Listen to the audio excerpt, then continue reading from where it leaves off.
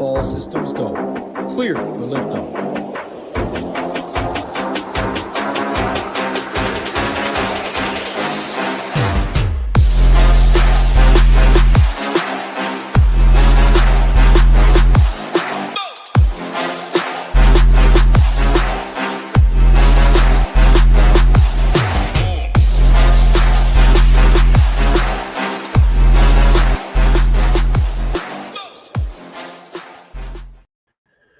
What's going on, everybody? Welcome to the Week 8 College Football Daily Fantasy Sports Breakdown with SHIPIT Nation. My name's Bill. Put a dollar in front of it. You'll find me on Discord and Twitter. And if you came for a college football breakdown, you are in the right place. If you didn't, I don't know what got you here, but I'm glad you're here. Maybe stick around. Maybe you'll like it. Maybe you'll learn something. Maybe you'll start to love college football. Who knows? But I do want to take a moment to talk about SHIPIT Nation because right now I'm going to point the right direction this week. I worked out the mirroring of the camera. The $5 for 19 days, code SHIP19 for any core, starter, or monthly all-access package. You click Join the Nation. It'll take you to this page, and you can see here we have the core, we have the starter. Click on the monthly, enter the code SHIP19. You can get 5 days for $19. What a deal. And honestly, there's so much more to SHIPIT Nation that we don't even talk about. Like, we have all the sports. I mean, we have Talladega this weekend. We still have golf and swing season. Baseball's in the playoffs. NBA, NHL starting up. NASCAR's at Talladega this weekend. There's so much going on. We still have a fight this weekend. And, of course, college football and NFL every day until after Thanksgiving weekend. Yeah, that's right. We got Tuesday college football now. But it's a perfect time to join. And for $19, you get 5 days, you get the whole shebang. If you sign up today, whether you're watching on Friday or Saturday, you're going to have football every day of the 5 days. And why join SHIPIT Nation? More winners. We have more winners. We have winners every week. Rick 10 this last week with the big 50K win up top. Our guy Hoop at SHIPIT Nation chopping one of the MLB contests, playoff baseball. And then Junior. College football last week turned $150 into $8,200, highlighted by this big $5,000 takedown. So it's just been awesome. And it's not just NFL and college football. We're hitting it in every sport. Like I said, hoop with baseball. We're hitting it in MMA. We're hitting it in swing season golf. It's just an awesome time to be part of the nation. And then if you do want something for free, just head to shipitnation.com. TNN, the Nation News. There's a free newsletter that comes out. So if you want to get a little bit of a taste, like I said, $19 for 5 days, and then a free taste with the newsletter. You can get your fill that way and learn for yourself why we're the best in the business. But let's just get to the slate. We have a little bit smaller slate, only 11 games this week, which I don't quite understand DraftKings. I mean, we have plenty of games to go on the slate, and in power conferences too. We just got to work with what we got, I guess. Highlighted by LSU at Vanderbilt, the easiest place to play in the SEC, right, Saban? It seems like a sloggy game. The total, I think, has gone up maybe a point, but it just a slow game. It's at Vanderbilt. LSU just hasn't scored a lot of points this year. Vandy's defense has been pretty good this year against everybody except for Bama, and even the Utah State game, that was the week before Bama, so maybe a little bit of a look ahead. So with LSU and Nussmeier being 7,700, you're asking him to get 4 more DraftKings points than he's had against any FBS team this year just to hit 3x this price. So I don't know that you're really looking at him. If you're playing this LSU stack, you're hoping for a shootout. I don't think it's likely. Then maybe you're interested in Nussmeier. The one spot I do think has some upside is Caden Durham. If we're going to get mid to high teens and carries and a few targets, I don't mind him. But again, LSU just hasn't been scoring points. And against Vanderbilt, it's weird to say. It's hard. This is the first time Vanderbilt's been favored over LSU since 1948. So it is weird. I think I saw another rumor, another source that said it's the first time they've been favored in any SEC game in the last almost 50 years, 1978. So weird times we're living in. Anyway, back to LSU. Aaron Anderson is probable. And if he goes, I mean, the upside's going to be there for him. But even when he's played, he's been fine. Trey'Dez Green did have 8 for 119 and 1 last week on 11 targets. So at 4,600, maybe he's somebody you consider if you want a piece of LSU. But I don't think he or Durham is too bad as a one-off. And then another reason I'm not super high on Nussmeier is because Diego Pavia across the way is $200 cheaper. Again, still not the greatest environment, but at least we've seen his upside. and he's got the rushing in his favor. So if you're looking at a quarterback in this game, I probably lean Pavia for the savings and the upside. Cedric Alexander, I mean, Ole Miss and South Carolina ran the ball a little bit better against LSU than others have. Alexander, you just play because he's sub 5K, but you're going to see some sub 5K running backs across the board on this slate that you're probably going to like more than Anderson. And Vandy only ran the ball 19 times against Alabama. So that like he got there because there are big plays and scores, but beyond that, that's probably what you're looking for in this game too, if you're playing Cedric Alexander. The wide receiver pass catcher room, Stowers is still a consistent target. Junior Sherrill's not far behind him. And Richardson's involved quite a bit as well. Kind of like the LSU receivers, if you're going to play these guys, not the worst one-off just because they're cheap. But again, there's a lot of cheap plays on this slate, honestly, at all positions. So I don't know. We're going to get to some games that look much better than this. This next one, not one of them. There's even fewer points projected, but I will say the usage seems like it's going to be funneled a little bit more in this game than the last. Noah Fafita, kind of in that middle range of quarterbacks, has the upside. But Houston's only allowed more than 24 points at Texas Tech, and oddly enough, that's the only team they've allowed more than 400 yards of total offense to. So I don't know. Fafita, he's got a little bit of rushing upside. The running back room is a little bit muddled. Riscano was back to having the majority of the work last week on the ground, but Craig actually played the most snaps. And then obviously Ismail Madu's still there.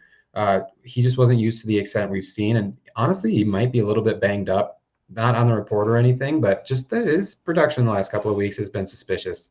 But Riscano's only 3,200. So like if you need a really cheap running back, I mean, he's one of the guys that you could potentially look at.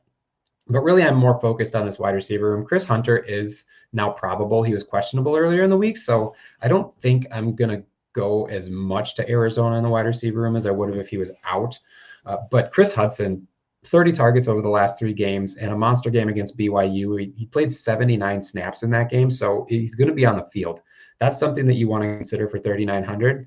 Guys that are going to be on the field and are getting a target share have the opportunity, even if they only score 24 points. If he gets 8 targets for 100 yards, that's 18 points. Actually, it's more with the bonus. Look at me mathing. On the Houston side, they are the home team, but they're a home dog. I do like them a little bit. Again, just because of where the usage goes. We know Connor's going to get the workload in the running back room. Weigman is right around that same price range as Fafita. He's also got some running upsides. Almost a similar spot, really, for both of these quarterbacks. And then Stephon Johnson is doubtful. So if he's not going to go, just give me all the Amari Thomas. 4,600. Yes, he's priced up from last week after he had a stellar week for everybody, but it's probably not priced up enough, especially if Johnson's not going to go, which is what it looks like. And then Harvey Broussard at min price gets a big bump. With Johnson down, he's likely in line for most of the work that Johnson would have had. Maybe not to the extent of Johnson, but he's $1,200 cheaper, so you get that discount. And then Koziel, still a solid target share at 3,900. So these cheap wide receivers are kind of where I'm looking in this game if you are going to play a piece of Arizona, Houston. But we're going to get to this next game and the game after, and I'll just put them both on my screen because look at all the points. There's like 125 points on your screen right now, just between 2 games. Baylor and TCU, both teams score a lot of points. Both teams love to chuck that pigskin. Sawyer Robertson was 10K just a couple of weeks ago, and now he's down in the 8K range. Second lowest price of the season on a team projected for a ton of points. If they're going to keep throwing the ball, I don't mind taking a shot on Robertson. It's weird on this slate because there are so many other plays at quarterback, and there's one in the next game that if you can read the font, you'll see it before I even get to it. Bryson Washington, he's a stud when he's healthy, but I don't know if he's healthy. I mean, if he is, you're getting a discount at 8,300, but he's got just 19 carries combined the last 2 games. I don't know if he's not healthy, if he's getting doghoused, what the deal is. Either way, the production just hasn't been there for 8,300. But if we get full Bryson Washington, this is a buy low spot 100%. It's just the unknown there that is giving some pause.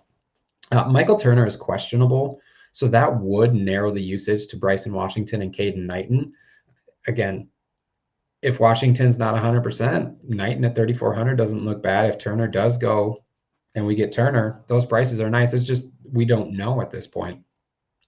And then in the wide receiver room, Baylor's going to Baylor.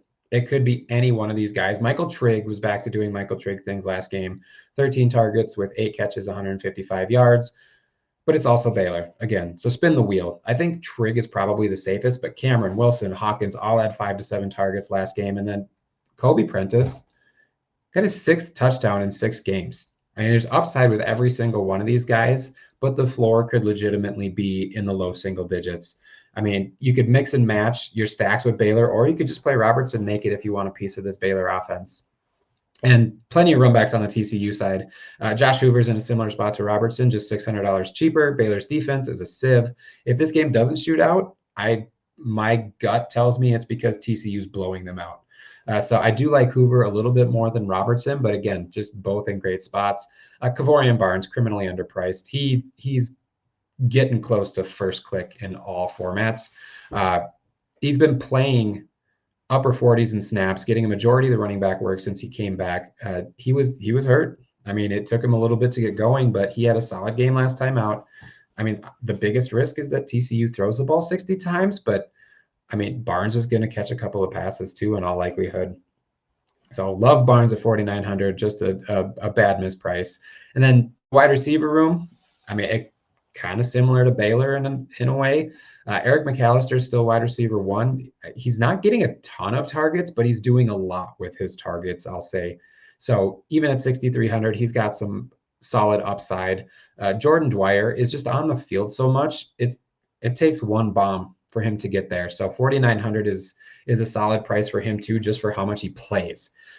Now we get to the weird. Ed Small had his coming out party last week with 6 catches on 13 targets, more than 100 yards, but now he is questionable on the report. The reason he is in is because Joseph Manjack left the field after just running 9 routes. Was he hurt? I don't know. He's probable on the report, or was he just benched? Pretty sure he had a pretty significant drop. Got benched very soon after.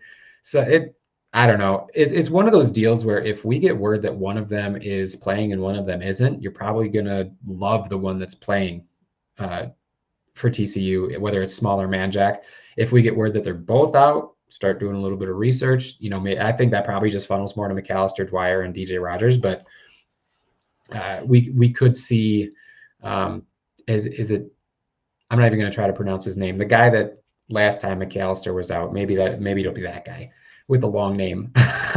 But if we get word that both of them are in, it is a little bit dicey for me, and I might just focus all my time on McAllister or Dwyer. Maybe take a shot on one of those other guys, smaller Manjack. Just have a few shares of each one, because I think it's going to be one of them, whichever one sees the field. Just we don't know yet. But obviously a stackable game, maybe a game you can overstack to get different and sort of the top of the lineups, or maybe you just focus on what's on your screen right now and stack both of these games and call it a day, because now we have Georgia Tech at Duke, another game that looks super juicy. Duke, a home favorite, unranked Duke, and I did number 12 or number 13 Georgia Tech.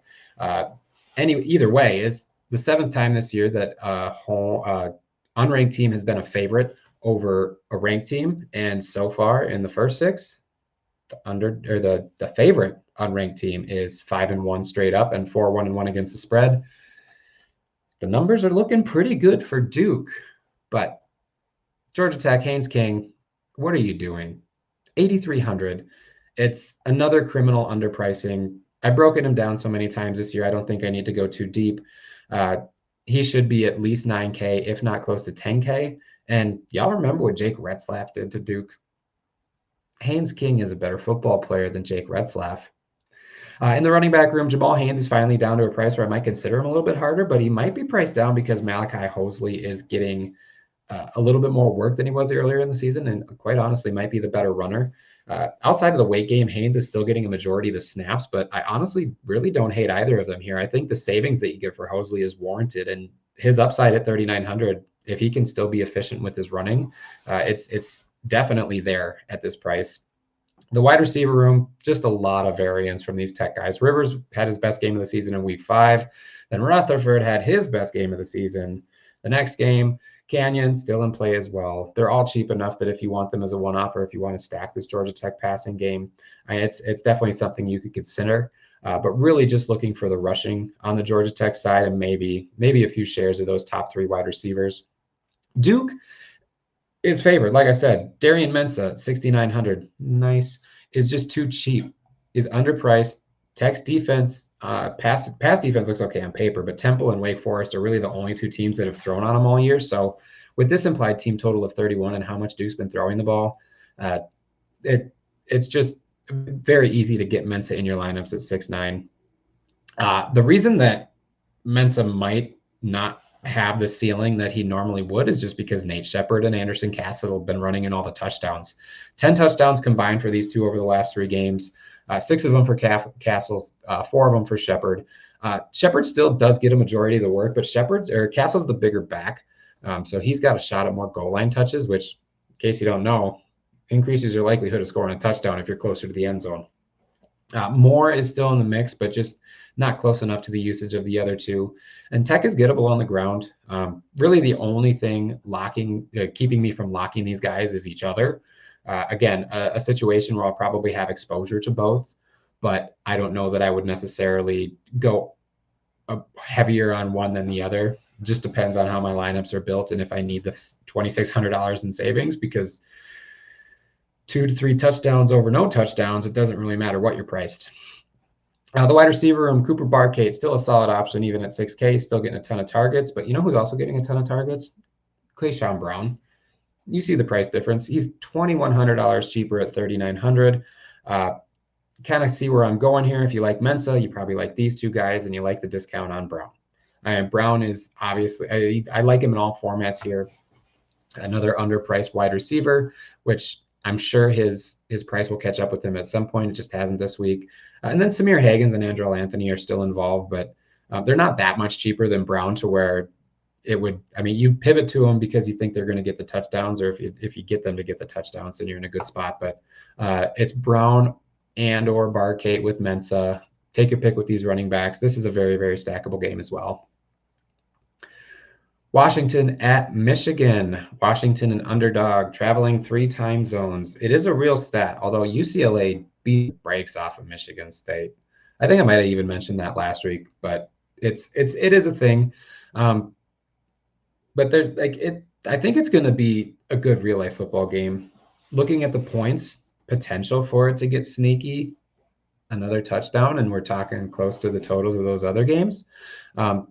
Anyway, on the Washington side, I think Damon Williams is still scoring fantasy points on Rutgers. I know Michigan is better than Rutgers, but he went for 400 and 100 on that team. And I think it's only the 16th time that's ever happened. And even the eye test, you can look at the box score and see, but the eye test on Damon Williams is real. That dude's just a stud.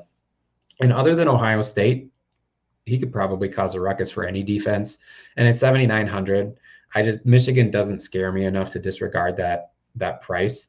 And I don't know that we're going to see him any lower than that all year. So this might be a buy low spot on Williams, and not buy low because he's bad, buy low because he's cheap. The running back room, Jonah Coleman continues to score touchdowns. Michigan is a tough matchup. Unless they're playing USC. But Coleman has pass catching upside to go with it. 7,100 is a little bit steep to pay, especially if you can get his quarterback at the same price. It's hard, especially with all the value on the slate, but I would not be surprised to see Coleman have a solid game and potentially break the slate if nobody's going to play him. Wide receiver room's kind of the same thing. Tough road matchup. Denzel Boston still gets all the usage in terms of these pass catchers. But these other guys are still getting more and more involved, it seems like.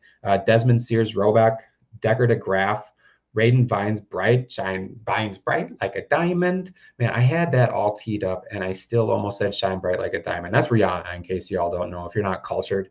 But all of these guys are really involved, just not quite at the level of Denzel Boston. So it's Boston probably first. Again, 6,600 is just tough with all the value. But if you're stacking this game, you can really look at Boston, Roebuck, and maybe sprinkle DeGraff and Vines Bright. But Damon Williams, probably the best spot for any of these guys on Washington. On the Michigan side, Bryce Underwood, I don't know if he's there yet. We've seen flashes, but his only really big game was against Central Michigan. And you could take a shot. He's 6,700 against this week, but I've fallen victim to Underwood already a couple of times this year. And Washington's not a bad football team. Ohio State beat him, but Ohio State's going to beat the brakes off everybody. So I don't know about Underwood here. If anything, it's just cheap. In the running back room, Justice Haynes, I would take about just about anybody. But that's healthy Justice Haynes. There are rumors that he's not practicing this week. And now Sharon Moore said that he could have gone back into the game and wanted to, like he could have played after he went out last week.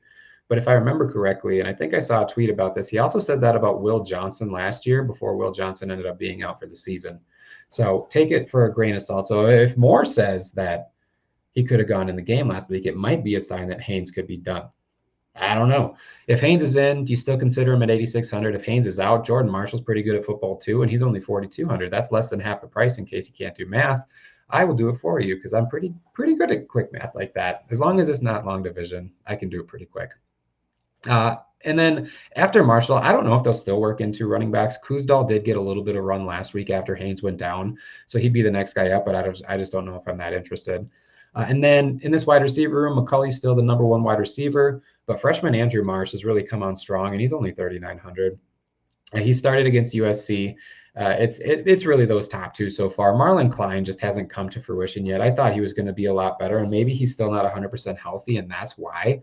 But you just can't trust it until you see it at this point. And Samaj Morgan, I mean, the fans, they don't like him. He's got 5 drops on 29 or 27 targets this year, though, so I can understand why. Just search Samaj Morgan on Twitter. You'll see some hate for sure.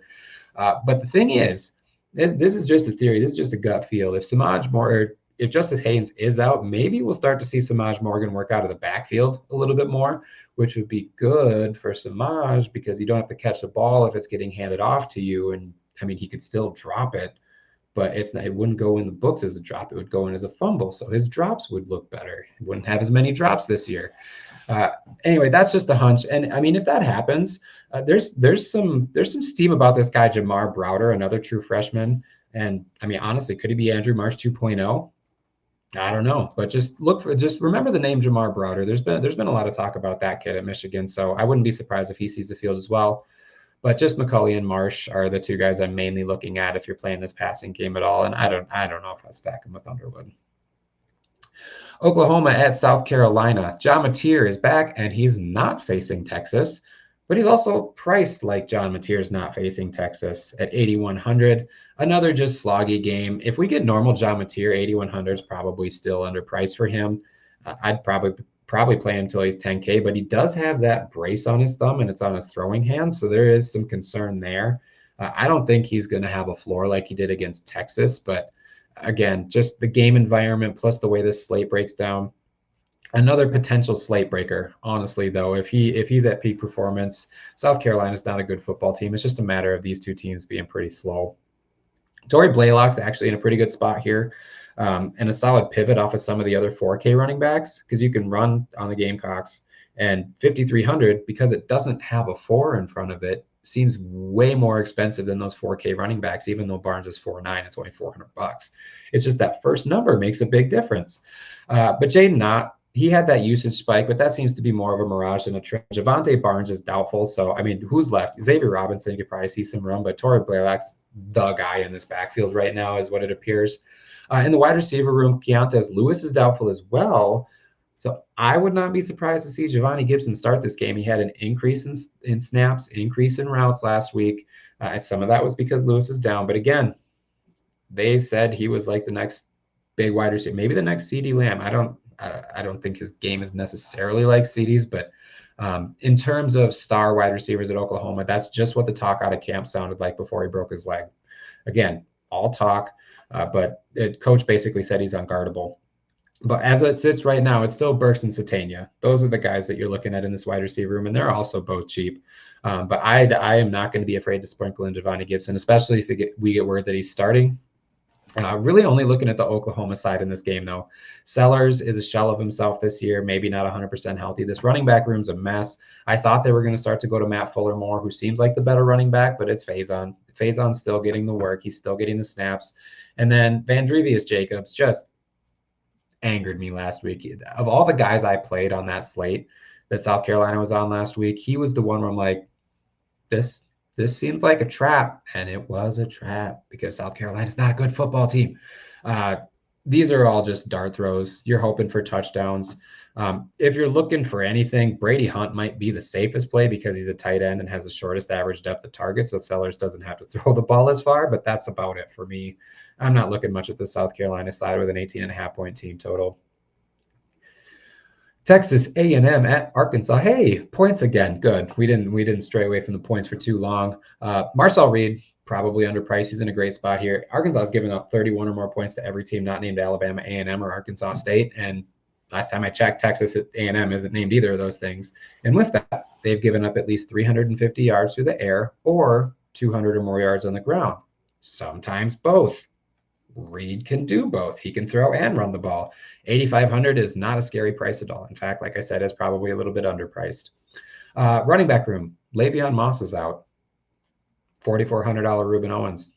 Sign me up. That's it. That's all I need to say. I mean, he was already getting work beforehand when Le'Veon Moss was in, so he's due to get the lion's share here. These other three guys, Daniels, Morrow, and Smith, are going to work in, but not nearly to the point that it's going to talk me off of a $4,400 running back. But again, I'm saying it because it's a great play, and the writing's on the wall with this A&M team, which means everybody in the industry sees the same thing. So just know that he's probably going to get a lot of ownership this week, but for very good reason with such a high team total against the sieve of a defense. And the wide receiver room's easy. All of the usage goes to Craver and Concepcion. Casey's been getting more looks lately, but we've seen ceilings from both of these guys. They're both priced around the same range. I think Concepcion's prop might even be higher at the cheaper price. I'd have to double check that. And then the rest of these guys, they're in the 3Ks for a reason, and they're priced right. They really just looking at those four guys: Reed, Owens, Craver, Concepcion, a mixture of those guys, and move on from Texas A&M. Arkansas is an underdog, but they're a home dog, and they're overhauling their staff. Taylor Green at 9,100 is expensive, but it probably means he's going to go lower owned. And I think 9,100 is a fair price for Taylor Green, one of the more fair price quarterbacks on this slate. He's got the ceiling potential to get there. He could score 35 points in this game, and it wouldn't surprise me. Not the safest click because it eats up a lot of your salary, but there's so much savings everywhere else. I don't know if it's going to matter this week, so I don't mind taking shots on Taylor Green if we're going to get him a low ownership. Mike Washington is the majority snap holder in this backfield, and then Raylan Russell's a distant second, but I don't know that I'm touching this running back room. Wide receiver room, Jaylen Brown is out, but he hasn't been catching the ball anyway, so that's just better for us. Omega Blake, far and away the majority of the targets. At 7K is a little bit tougher click, but again, if they're going to score 27 points, if it's not Green and Washington rushing, it's probably going to go to Blake and maybe a little bit of Raylan Sharp. Again, with Brown out, it's really those two guys, and then take your best guess. Maybe CJ Brown gets a little bit of an increase with Jaylen Brown being out, but Raylan Sharp at 3,100. I mean, it's honestly a fair thing, Omega Blake being 7K and Raylan Sharp being 3,100, because that's the kind of decision you have to make. Blake gets the share, but Sharp has been doing a little bit more lately. So I don't mind either of these guys, but you could play Green naked as well if you're playing the Arkansas side. A sneakier game to stack, because I don't think a lot of people are going to go to this Arkansas side. And if you're playing Texas A&M, solid run back if this game shoots out. Ole Miss at Georgia. Lane Kiffin called Kirby fat. You guys see that? That's funny. That made me laugh. Speaking of Lane Kiffin, can you believe it? He's not committed to a starting quarterback. It's going to be Chambliss. I honestly, so again, another gut feel. Chambliss is going to get the start, but if they lose to Georgia, this would be Kiffin's excuse to start Austin Simmons again. Oh, he lost the game. You can't bench a kid who's winning. Wazoo, barely a win, but I mean, maybe they were looking ahead to Georgia. So I think it's going to be Chambliss, 6,800 even against Georgia with his athleticism and his ability to make things happen with his legs. I think he is a fine click at 6,800. Same with Kawan Lacey. He's the only guy in the slate averaging more than 20 carries per game. He's also getting a few targets out of the backfield. The upside's definitely there at 6,300. I think the floor is probably even there against Georgia. Georgia does have a tough run D, but with Lacey's usage for 6,300, this is probably going to be his lowest price of the season. And then the wide receiver room, I thought it was going to be a little bit more clear after the beginning of the season, but it's kind of balanced out, and now the ball's spread out quite a bit. Deuce Alexander, Daquan Wright have seemed to be the most consistent, and Deuce is 3-1. So, I mean, if you're taking a shot, it's probably one of those guys. Daquan Wright, I will say again, is a monster. So if anybody, like, he's a matchup nightmare. I don't care who the defense is. He can run over anybody on that Georgia defense, and I'll stand on that mountain. Winston Watkins, though, has seen his role increase lately as well. But a true freshman going into Athens, I don't know. And then Dejon Stribling had a spike game, but I think they probably just peppered him against his former Washington State team. But if you're going to get to Georgia, the easier path probably is through the air. So I don't mind this wide receiver room. And then Georgia, I wasn't really impressed with them last week. A little bit bitter because the only thing I needed to happen. The only thing that couldn't happen for me to cash across the board was for Gunnar Stockton to run in a touchdown. And then I watched him do it, and whoosh, there they went. Anyway, I might just be a little bit bitter. But his upside here lies in his legs. I mean, you can run on this Ole Miss defense. So Gunnar Stockton's ability to run is what piques my interest at 7,400. The running back room's been a little bit weird. I mean, Nate Frazier still has his fumbling issues. Chauncey Bowens had a huge game against Clemson. Outside of that Clemson game, Georgia hasn't really run the ball that well. Dwight Phillips disappeared after week 1. Josh McCray has reappeared and is starting to get more work. So maybe you look at him at min price, especially if coach has it out for Frazier. And I don't know what happened to Bowens. Cash Jones actually had the most snaps last week, but I might chalk that up to the situation they were in. And he's more of a pass catching back and probably the better blocker. But it could be Bowens, it could be Frazier. I don't think it's going to be McCray, but I wouldn't be surprised if it was. Either way, it's hard to touch this running back room. It's such a good matchup against this defense, though, that I think maybe you'll want to have some interest in at least one of these guys, if not two. Not in the same lineup, probably. I do need to say that. Wide receiver, Zachariah Branch, 4K, underpriced. Colby Young, 3.9, underpriced. After those guys, the usage is just so spread out. It doesn't matter what the pricing is, but if you're taking a shot on these Georgia pass catchers, it's probably Branch and Young, and then the rest of them are dart throws. Humphreys and Bell do have that solid average depth of target if you're into that sort of thing. But beyond Branch and Young, I don't think I like it that much. But with these points, it is stackable somehow. It's just figuring out the right recipe. And if we get any sort of news ahead of time or any sort of lean into where the usage might go with this running back room or who's starting, that might help answer your questions a little bit. I'm going to take a drink of water. Not because I'm thirsty, but because I want to give y'all a chance to click the like button. It's just down there. If it's not lit up, it means you haven't clicked it yet. Good? No? Okay. All right. I appreciate it. In all seriousness, I do appreciate it. We love providing this free content. Our content's always going to be free, but one thing that helps us do that is clicking the like button, getting engagement on YouTube. I love that you're all here. Just ask a small favor, and it means way more than a click to us. Like I said, it helps out the product as a whole, and it's good for everybody. SMU at Clemson. SMU is not as big of a dog as they used to be, and we'll get to that in a moment with the injury situation. On the SMU side, Kevin Jennings has been pretty consistent, but at 8,700, I mean, I'm expecting 275 yards and 2 touchdowns, just because that's what we've seen. And there's just not enough for me to get there at 8,700. No, I don't need to say more. He's a good quarterback. It's just too expensive. TJ Harden, I thought would be the dog. Like his workload and snap count has been down. There was last game anyway. So I don't know if you can go to him at 5,600 with all the value at running back. Again, Clemson's problem earlier in the season wasn't the defense. So their offense, Clemson's offense playing bad would have no impact on SMU. The defense could still very well shut them down, especially in the run game. But in this wide receiver room, Romello Brinson has been very consistent, but he's starting to, he's a 5K wide receiver. He's kind of in that middle range where there's good plays above him, good plays below him, including his teammate Jordan Hudson, whose price has not caught up yet since he came back. He's got 14 or more DFS points in the last 3 games, and one of them was without a touchdown. So at 3,300, it's, again, I use the word criminal, but DK just needs to work on their pricing a little bit more. It's okay. We'll play these cheap guys and we'll move on, and we'll probably be wrong. It's just how it goes. But after Brinson and Hudson, I mean, Maryland is starting to get a little bit more of the target share. Jalen Cooper's basically disappeared.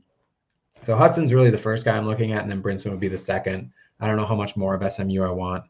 On the Clemson side, Cade Klubnik left the game early against BC, and he is questionable. If he can go, he's one of the better quarterback plays on the slate. So what Dabo said is that he's sore, but he plans on him starting. But if not, Vizina is going to be ready to go. They're not the same quarterback. I mean, say what you want about Cade Klubnik, but he's better than Christopher Vizina. If Klubnik goes, this is tied for his lowest price of the season. SMU has allowed yards on everybody except for East Texas A&M or something like that. So Klubnik, anyway, you're just going to have to watch the injury news. If we figure out that Klubnik's going, maybe a little pause if he's not going to be as mobile, but at the same time, he's a good enough quarterback that at 8K, he's in a great spot here. If he doesn't go, I don't know if you can go Vizina. I just don't. But if either way, you can go Adam Randall. I mean, 6,700 is probably too cheap for him. Even if he doesn't get the workload running the ball, I think he only had 8 or 10 carries, or 8 and 10 carries the last 2 games. But he catches passes. He's a converted wide receiver. So if he doesn't get there through the ground, he still has potential in the air. And these pass catchers, I got to imagine a lot's going to ride on who the quarterback is. If Klubnik's the quarterback, Wesco and Williams are way too cheap. And if Vizina's the quarterback, then it's probably a little bit, I mean, they're still too cheap, but it's probably a little bit riskier of a click if we get into that situation. I will say this line was 9.5. Now it's down to 5.5, which tells me that the bettors are thinking that Klubnik's probably not going to play. And the bettors are right a lot of the time. The sharps are anyways in terms of this stuff. But we'll wait until Saturday. We'll see. It's a late game, which stinks, but man, you just have a plan in place if you want to play Klubnik and you don't know before the 11 o'clock kickoffs. Ohio State at the Drunken Scotties. Not that Ohio State needs it, but the easiest way to beat Wisconsin is to throw the ball on them. Last time I checked, Ohio State can throw the ball, but I'm thinking if they want to run the ball on Wisconsin, they could probably do that too. Julian Sand is he's in a ceiling type spot here.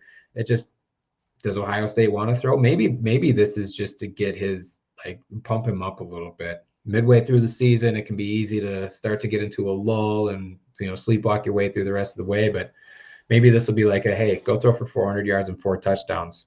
And he will because he can. Same thing with Bo Jackson. If he's healthy, I mean, Badgers' run defense has been the best part of their team maybe, but it's Ohio State, so it doesn't matter. Bo Jackson's in a great spot. Again, his biggest risk is C.J. Donaldson sniping touchdowns. And if Bo Jackson doesn't go, C.J. Donaldson will snipe his own touchdowns, which is still good for C.J. Donaldson. So at 4,100, he becomes one of the better plays on the slate too. And then the wide receiver room, I just don't need to talk about Smith and Tate. We know a little bit of a letdown last week, but that's okay. The talent is still there. The upside is still there. The one thing I will say is that Max Clare is somebody I predicted a few weeks ago that's probably going to start getting more involved. And now he has 6 targets in each of the last 2 games. That could provide some very solid value at 3,200. Again, pick who you want from Ohio State. Try to predict if they're going to run or throw. Maybe they'll do both. I think Sayan, Jackson, Smith, Tate, and Clare could all get there in this game because Wisconsin sucks. And it feels so good to say that. Speaking of the Wisconsin side, I realized very late in my research process that I didn't put any notes down for them, but their implied team total is 8. And I think Fickle's probably getting fired, if not midseason, by the end of the season. They just lost 37 rip to Iowa, and Hunter Simmons threw one of the worst interceptions I've ever seen. Look it up if you haven't seen it yet. It's some sort of bubble screen or screen pass or something, and there's one Iowa defensive lineman just standing right there. And instead of lofting the ball over him, just threw it right into the numbers. It's hilarious if you don't like the Badgers.